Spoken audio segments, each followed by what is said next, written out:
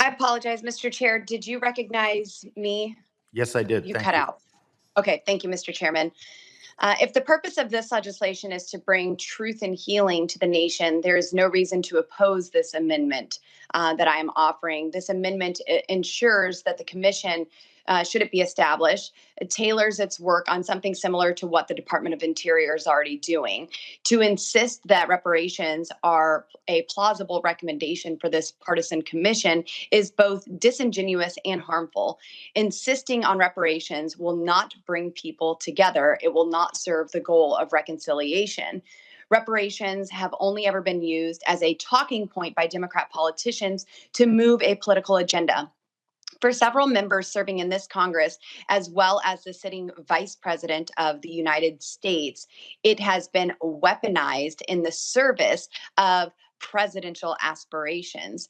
You will undoubtedly hear talking points from Democrats arguing that reparations are necessary to atone for the sins of the past.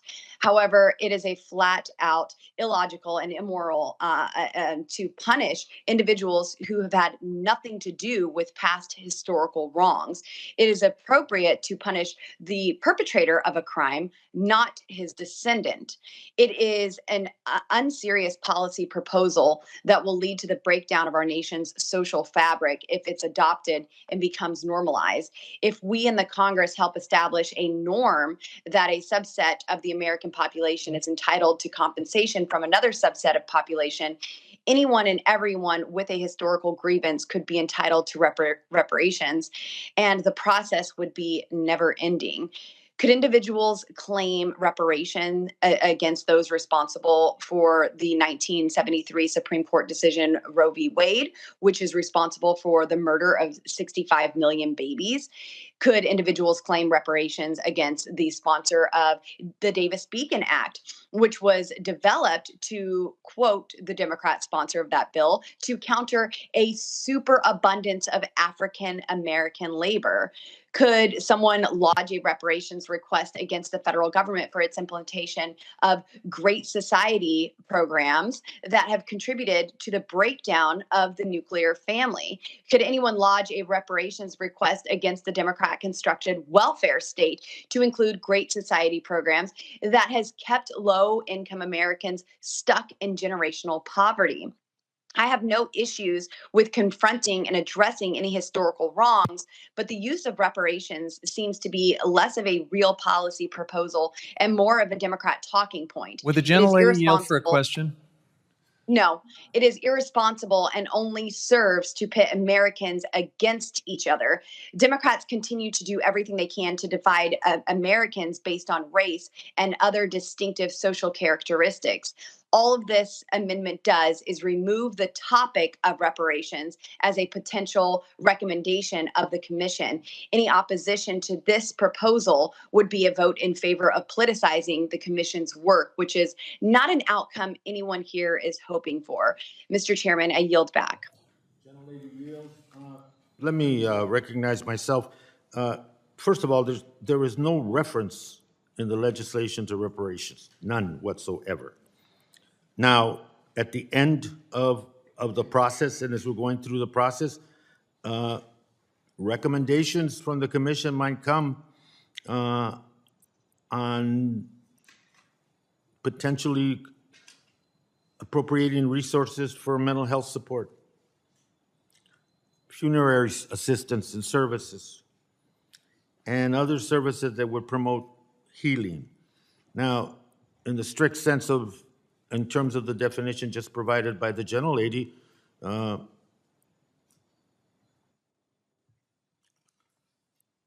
don't know where that falls under her definition of reparations. It falls under, to me, the continuation of a healing process, but be that as it may. I think the language is fine. There is no reference to reparation, and it is specific to a chapter, ongoing chapter in history that needs to be dealt with. I think through the whole process of the preparation of this legislation, very conscious, both the authors and the subcommittees that dealt with it, very conscious of making sure that the scope was the intent of the legislation and the focus was the intent of the legislation, not beyond those borders. And anything that might extraneously bother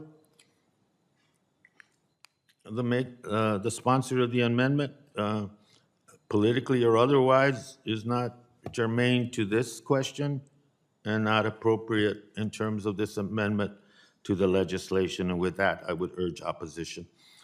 Anyone else wish to be recognized?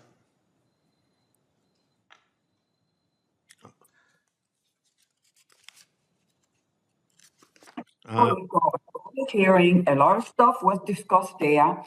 I spoke with Grijalva.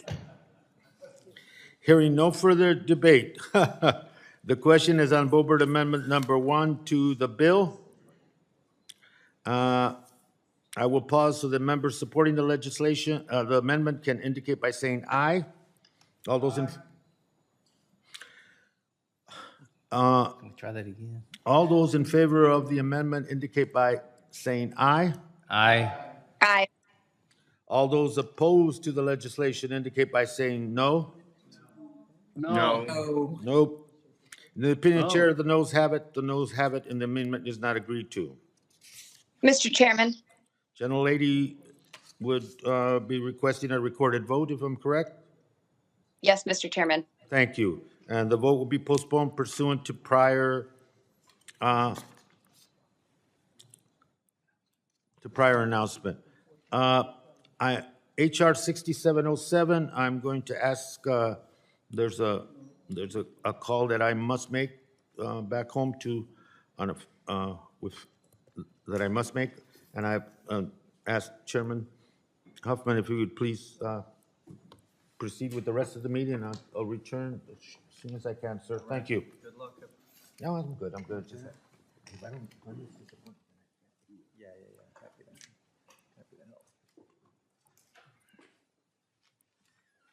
help. All right, the item for consideration now is HR 6707, offered by Representative Golden. I ask unanimous consent that the Subcommittee for Indigenous Peoples of the United States be discharged from further consideration of the bill. Without objection, the bill will be considered as read and open for amendment at any point. I now recognize myself to speak on the legislation. HR 6707 was introduced by Representative Golden. It advances equity for the Wabanaki tribes in Maine by ensuring that all future federal Indian laws apply to the state. Enacted in 1980, the Maine Indian Claims Settlement Act, or MICSA, extinguished the legal claims of the Wabanaki tribes to their historic lands in Maine in exchange for funds to allow the tribes to purchase lands, provide general revenue, and establish old age pensions for their members. In addition, MICSA ratified the state-level Maine Implementing Act, which extended state civil and criminal justice and criminal jurisdiction over each of the tribes. Notably, MICSA blocked any federal law previously enacted for the benefit of tribes from applying to Maine if that law would affect state jurisdiction, with some limited exceptions. MICSA similarly restrained the application of future federal Indian laws in Maine unless the law specified that it would apply to Maine. And this exclusion is unique to the Wabanaki tribes. No other federally recognized tribes are subject to such a sweeping exclusion from federal Indian laws. In addition to other critical laws, MICSA has prevented the application of the Violence Against Women Act, the Indian Health Care Improvement Act, and the Stafford Act from applying to the Wabanaki tribes. HR 6707 represents years of negotiation between the Wabanaki tribes and the state of Maine and is viewed as a hard-fought first step toward complete equity with other federally recognized tribes. The legislation will allow the Wabanaki tribes to benefit from future enacted federal Indian laws. We'll also apply the Indian Child Welfare Act to the Holton Band of Maliseet Indians and the Micmac Nation in the same way that the law applies to the Penobscot Nation and the Passamaquoddy tribe under MICSA. Hope I pronounced everything right and all that. I urge my colleagues to vote yes on HR 6707 and yield back. Before we consider amendments, does any other member wish to be recognized on this bill? Mr. Chairman, The gentleman's recognized. Thank you, Mr. Chairman. H.R. 6707 would extend the applicability of future federal Indian laws to the Wabanaki tribes and extend the Indian Child Welfare Act to the Holton Band of Maliseet Indians. Currently, the 4 federally recognized tribes in the state of Maine, known as the Wabanaki, are excluded from federal Indian law. Congress enacted the Maine Indian Claims Settlement Act to extinguish legal claims for tribes in Maine and to exchange their historic lands for trust funds that would allow them to generate revenue. Importantly, the Act prohibits federal laws for the benefit of tribes from applying to the state of Maine if the law would affect state jurisdiction. While the intent of this bill may be to extend future federal Indian laws to tribes in Maine, it could result in a mess for the state government and duplicative regulations and increased compliance costs that result in higher prices for Mainers during a time of already record inflation. For example, the state of Maine has exercised jurisdiction over civil and criminal matters for the last 40 years, including certain federal delegations of authority, such as implementing the Clean Air Act and Clean Water Act. This act would allow tribes to obtain treatment as state authority under the Clean Water Act and lead to the displacement of or conflict with the already existing state standards. Unless the provisions of this bill were closely coordinated with the state of Maine, H.R. 6707 could lead to a storm of conflict between tribal, state, and federal laws and governance. The bottom line is the state of Maine does not support this bill as it is currently written, and I cannot either. I oppose this bill and yield back. Does any other member wish to be recognized on the bill? All right.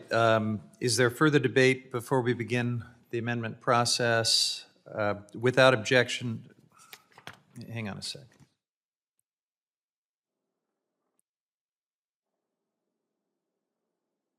All right. Without objection, the A&S offered by Mr. Grijalva is considered as read and open to amendment at any point. Representative Obernolte, I understand that you have an amendment designated number 1. You're recognized for 5 minutes. Thank you, Mr. Chairman. The Subcommittee on Indigenous Peoples had a robust discussion of this bill when it was heard several weeks ago. This bill amends the Maine Indian Claims Settlement Act, which was a agreement with multiple parties between the state of Maine, the affected tribes, and the federal government. So all 3 of these parties agreed to what is an incredibly complicated piece of legislation. If anyone has not waded through it, I challenge you to go and read it and try to understand what it says. It is very complex. This bill is seeking to amend that settlement act with, I think, a good intention, which is to give the tribes in Maine some of the federal benefits that they currently lack. Unfortunately, the bill is being legislated without the concurrence of the state of Maine.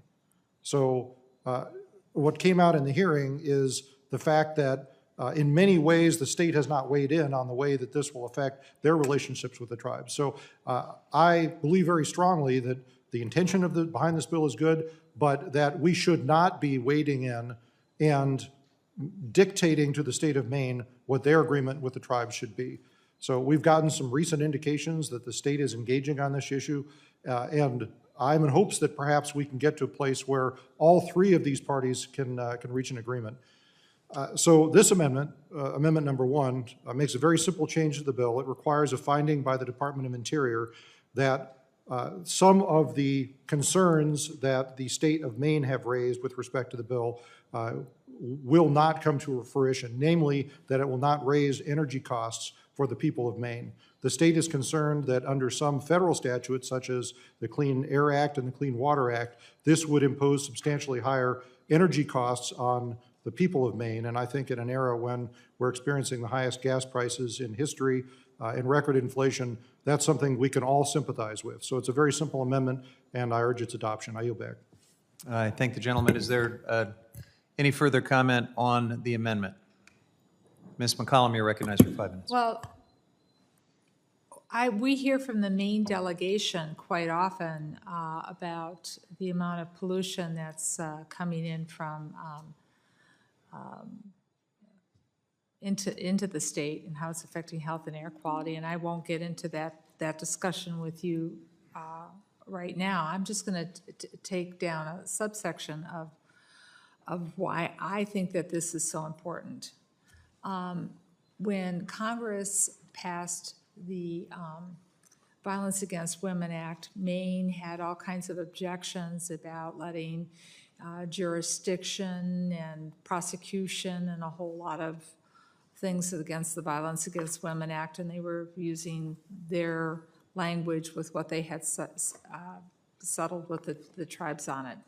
And I disagree with that, but you know, that's one discussion. But the thing that really was aggravating that the state of Maine did was we put funding in there to help women who had been victims of sexual violence. And Maine refused, flat out refused to, with that set aside and with what we were doing to help women, tribal women who had been victims of crime, Maine said, nope, we're not giving you any of that money. We're not spending any of that money. The federal government had no business. This was money going directly to help women heal who had been victims of sexual assault.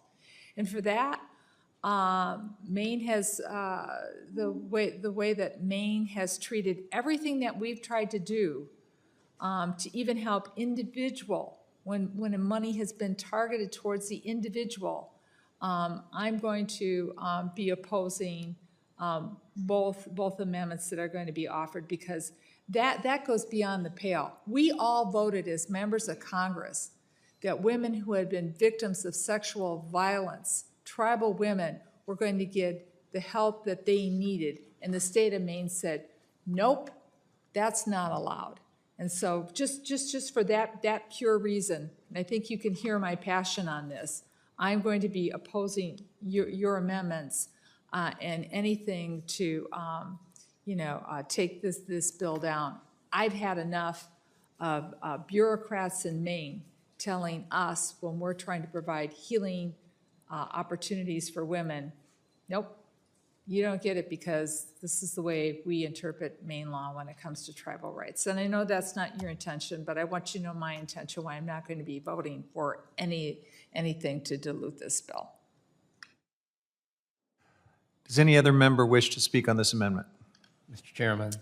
Yeah, the ranking member is recognized. Thank you, Mr. Chairman. I support Mr. Overnolte's amendment and understand the argument that the gentlelady is making, but this bill is much broader than any one specific issue and would give broad rights to the tribe.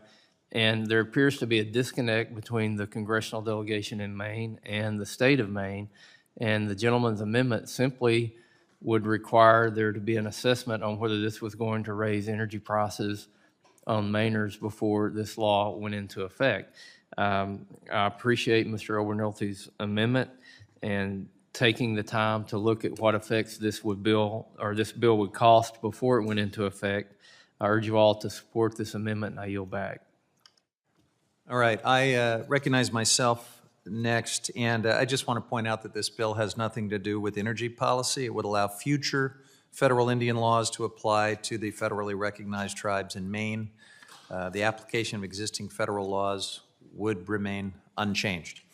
No other federally recognized tribes are restricted from federal Indian laws in the way that the Wabanaki tribes are. That's what this bill is all about. It's an issue of equity. As members of Congress, we owe the Wabanaki tribes a serious focused discussion on this legislation. Nothing in this amendment would reduce current energy costs to consumers. So this amendment is not a solution to the high energy costs that we're all concerned about. It would only delay the implementation of long-awaited legislation for reasons totally unrelated to the matter at hand. So I urge my colleagues to vote no on the amendment, and I yield back. Is there any further discussion on this amendment? Mr. Chair. Yes. Mr. Chair. The gentlelady from New Mexico is recognized. I also must oppose this amendment. And I think in this instance, for those of us who have worked in Indian country for many, many years, we know that one of the issues has always been that states and tribes don't always agree. And that's why it's important to recognize when a federally recognized tribe is federally recognized, it means that they have certain rights that come along with that recognition. For historic, these tribes in Maine do not have it. The Wabanaki tribe does not have it. And this is another one of those instances where we are trying to fix something and make it equitable, that if you are a federally recognized tribe, you are going to have the benefits that all other federally recognized tribes have. And the nice thing is, we'll notice that this is only on a going forward basis. They are not trying to unravel everything that happened until this bill passes. It is simply on a going forward basis. It is unfortunate. Some places, tribes and states have learned how to get together and work together for their joint interests. New Mexico is one of those places, but many other locations, states resist the fact that tribes are not, federally recognized tribes are not under states. They are both sort of at the same level, working with the federal government. And so that's all this bill is doing, and I support the bill in its present form. Thank you, Mr. Chair, and I yield back.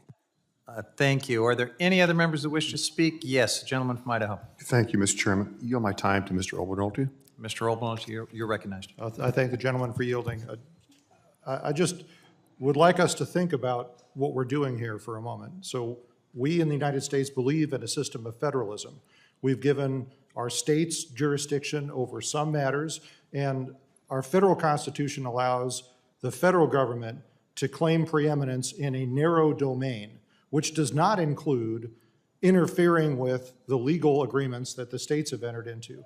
So what we're talking about doing with this bill, and again, a well-intentioned bill, is to essentially nullify part of an agreement that was negotiated and signed by all the parties decades ago. And to say retroactively, we don't agree with this, and so we're going to force the state of Maine back to the negotiating table on this.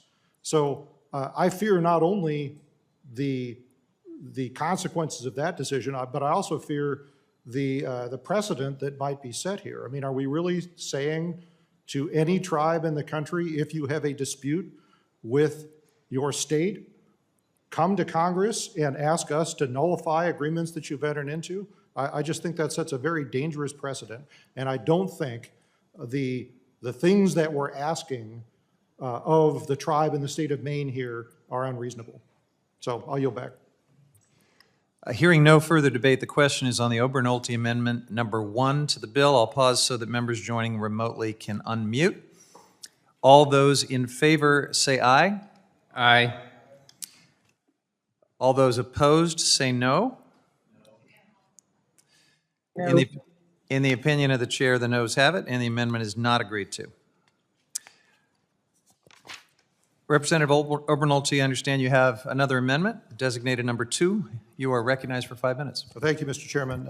Amendment number 2, in furtherance of our discussion about this bill, merely would require that before the bill is enacted, that the state of Maine, the tribes, and the federal government enter into a memorandum of understanding concerning the application of some federal laws to the state and the tribes, namely the Clean Air Act and the Clean Water Act, which is the concerns that the state has raised that enactment of this bill would affect. So I think it makes sense that all of the parties affected should have to come to the bargaining table and negotiate exactly the ways that these rules are going to be applied before we take this step. And with that, I urge adoption of my amendment. Does any other member wish to speak on this amendment?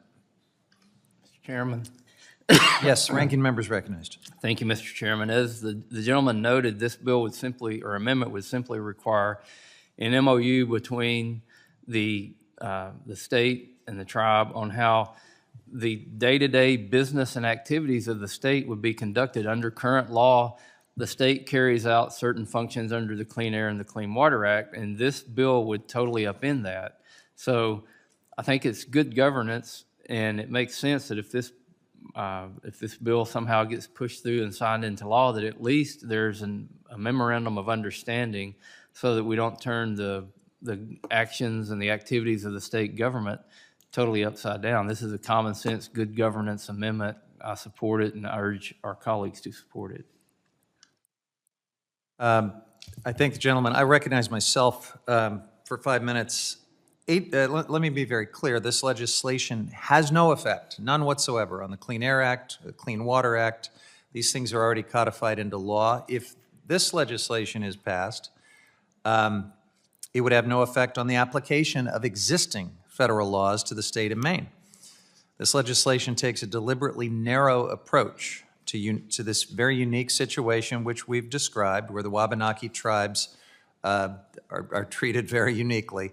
It focuses on the application of future federal Indian laws or other laws with tribal provisions. Instead of pursuing an all-encompassing fix that also addresses previously enacted legislation, the Wabanaki tribes united behind this bill, H.R. 6707, to reach common ground with state stakeholders. This amendment would grant the state government the power to delay implementing this bill for as long as it wanted, would put an end to the work that the Wabanaki tribes have done to get us to this point today. So I urge my colleagues to vote no on the amendment and yield back, and I will ask if any other members wish to speak on this amendment. Hearing no further debate, the question is on Obernolte Amendment Number 2 to the bill. I'll pause so that members joining remotely can unmute. All those in favor say aye. Aye. Aye. All those opposed say no. No. No. No. In the opinion of the chair, the noes have it, and the amendment is not agreed to. Mr. Chairman, Yes. on that question, I request the yeas and nays. All right. A recorded vote has been requested. The vote will be postponed pursuant to the chair's prior announcement.